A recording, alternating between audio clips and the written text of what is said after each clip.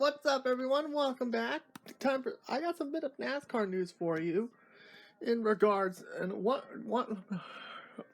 some of them are pretty big regarding Hendrick Motorsports, my team. But before we get started, we're going to talk about some of the smaller stuff in here. First off, we have yet to hear who's replacing Chase Briscoe in the 98. So, just putting that out there for consideration. But before we do get started, I want to talk about the truck race last week at Texas. Or 2 weeks ago by the time this video goes up. Let's talk about Ben Rhodes. Oh boy. Ben Rhodes is probably the least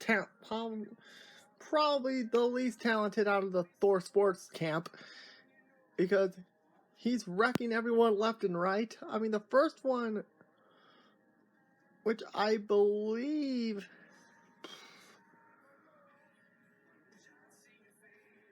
I forgot who it was. I'll be right back. I have to look up everything. I know he wrecked Christian Eckes, and he also wrecked this guy, Josh Bilicki, at the end.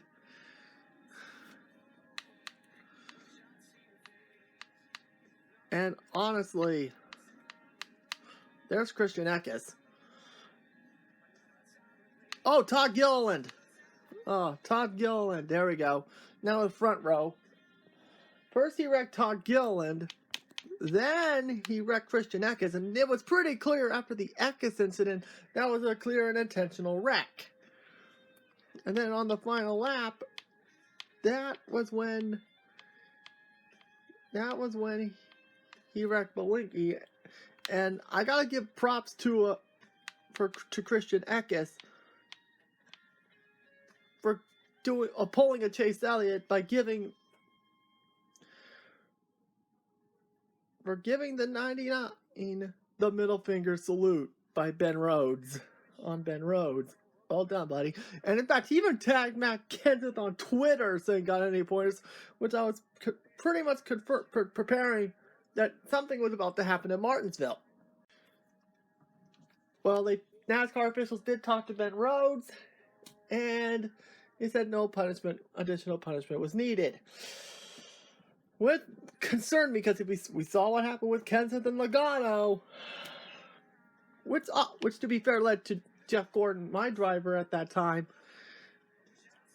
winning, and probably one of the best moments of the NASCAR of the past decade, and probably one of the biggest feel-good stories of that said decade. It's going to be rather interesting to see where this goes. And we saw in Martinsville, no one gave Ben Rhodes his receipt from Texas. So more than likely, we may see something in Texas at Phoenix next week. And congratulations to Brett Entbinger for winning said race. And honestly, I would wish they had Rhodes sit down with Eckes, Entbinger, and Gilliland. But it is what it is on that front. Now let's head to the Cup Series. The first news I want to talk about, we got some bit of crew chief news here regarding William Byron. Speaking of Kyle Busch Motorsports, that's who Byron's new crew chief is.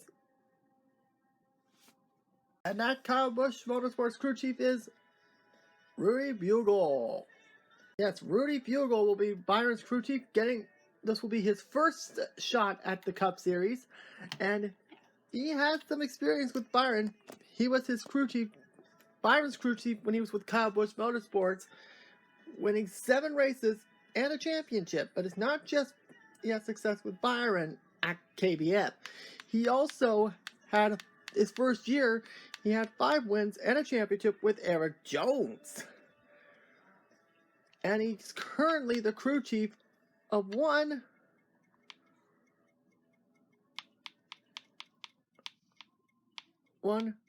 Christian Eckes in that 18 truck.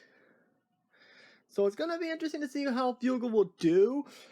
Honestly, I appreciate that they chose Byron him the crew chief Byron, and honestly, and another L for Toyota. And speaking of Toyota, well, yesterday, 2311 Racing unveiled their car and pretty much confirming that we already knew that 2311 Racing will be a Toyota team, practically replacing Levine Family Racing's role as an affiliate of Joe Gibbs Racing. Which is, honestly, I'm really not surprised. And the car will be the 23, to the surprise of nobody as well. But the surprising thing is that no crew chief was announced for the 23. Jerry Baxter, who's Bubba Wallace's current crew chief, is staying with the 43 with Eric Jones, which is going to be rather interesting for Jones because, seriously, how many times has that crew chief for the 20 screwed Jones out of a good finish? So this could be interesting to see. And honestly, people thought Rudy Bugle was going to be heading to 2311, but Mr. H pulled him and put him with Byron. And now, the big news. Well, we all knew this was coming, but a few days ago, it was returned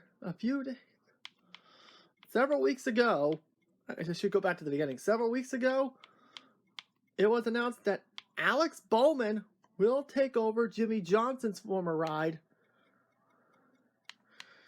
in the 48. So the 48 with the Ally sponsorship will be Alex Bowman's. So now that leaves the ultimate question. Who will be taking the 88? Who's taking over this car? Well, several days ago,